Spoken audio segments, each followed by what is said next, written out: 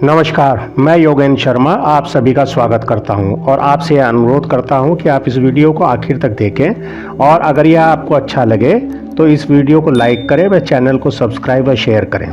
चलिए विषय पर चलते हैं। दोस्तों, आज के इस एपिसोड में हम मकान या किसी भी वास्तु की लंबाई चौड़ाई पर जानकारी प्राप्त करेंगे और साथ ही कुछ अन्य नियमों के बारे में भी जानेंगे। दोस्तों, जब भी आप कोई प्लॉट खरीदने जाएं या किसी भी प्लॉट पर मकान का निर्माण करें तो सर्वप्रथम उसकी लंबाई चौड़ाई की गणना करना अति आवश्यक है ताकि आपको शुभ फलों की प्राप्ति हो सके। दोस्तों, हमारे शास्त्रों अनुसार वास्तु का पूर्ण रूप से वास्तु नियमों अनुसार बना भूखंड शुभत्व प्रदान करने वाला होता है और जो भूखंड वास्तु नियमों की अनदेखी कर बने हैं उन भूखंडों में रहने वाले व्यक्ति किसी न किसी रूप में अशुभ फल प्राप्त करते हैं। कुछ स्थितियां ऐसी भी होती हैं कि कोई भी भूखंड वास्तु अनुसार नहीं बना है लेकिन वहां रहने वाले सेटिस्फाई हैं।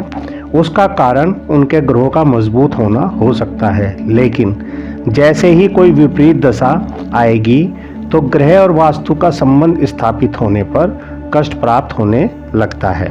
दोस्तों, ऐसी स्थिति पैदा ना हो इसके लिए मकान निर्माण से पहले ही थोड़ा ध्यान कर लेना चाहिए। दोस्तों, सबसे पहले हम जहां पर मकान बनाना चाहते हैं उस प्लाट की लंबाई चौड़ाई हमें देख लेनी चाहिए कि क्या वह शास्त्रोक्त है या नहीं। जहां तक हो सके हम सभी को ध्यान रखना चाहिए कि प्लाट अगर चौकोर हो, उसकी सारी भुजाएं एक समान हो तो ऐसा प्लाट सभी प्रकार के शुभ फल प्रदान करने वाला होता है। इस विषय को आप साथ ही साथ चार्ट पर भी देखते रहें। सभी भुजाओं के बराबर भूखंड यानी कि चारों ओर से एक समान, जैसे सभी भुजाएं अगर किसी प्लॉट की 30 फुट 30 फुट 30 फुट हैं तो यह एक चौकोर प्लॉट कहलाएगा और इस प्रकार का जो भूखंड है वह अति उत्तम है और इस प्रकार के प्लॉट कर निर्माण करना अति सर्वश्रेष्ठ होता है। लेकिन अगर कोई प्लॉट अपनी चौड़ाई से लंबाई की ओर 2 गुना से ज़्यादा लंबा है तो ऐसे प्लॉट पर निर्माण करने से पहले आपको इस प्लॉट को सही करना है। अगर चौकोर करना संभव ना हो तो इसकी लंबाई चौड़ाई से डबल से ज़्यादा नहीं रखनी है। आप इस व्यवस्था को चार्ट में देख सकते हैं। यह एग्जाम्पल आपके सामने लगा हुआ है।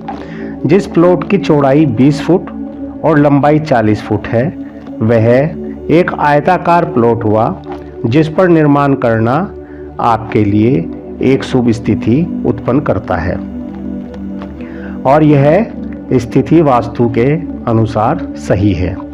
अब आप इसी से अगला एग्जाम्पल देखें। यहाँ पर चौड़ाई 20 फुट है और लंबाई 60 फुट हो गई।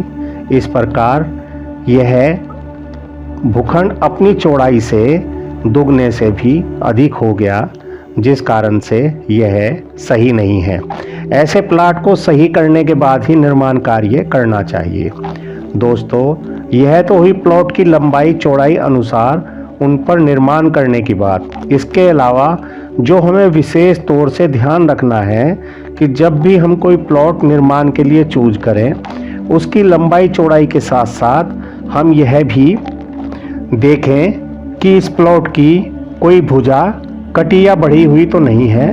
अगर ऐसी स्थिति है तो यह स्थिति भी रहने वाले व्यक्तियों की आर्थिक, शारीरिक, मानसिक कष्ट देने वाली होती है। यहाँ पर यह जान लेना आवश्यक है कि बढ़ी हुई भुजा केवल नॉर्थ और ईस्ट में अगर बढ़ी है तो केवल यही शुभ फल प्रदान करने वाली होती है।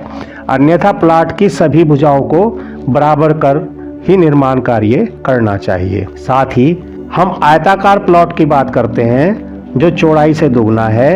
ऐसे प्लॉट में भी जो चौड़ाई है वह कोशिश होनी चाहिए कि उत्तर से दक्षिण की ओर हो, ज़्यादा हो, और पूरब से पश्चिम की ओर कम हो, तो यह व्यवस्था एक शुभ फल देने वाली व्यवस्था होती है।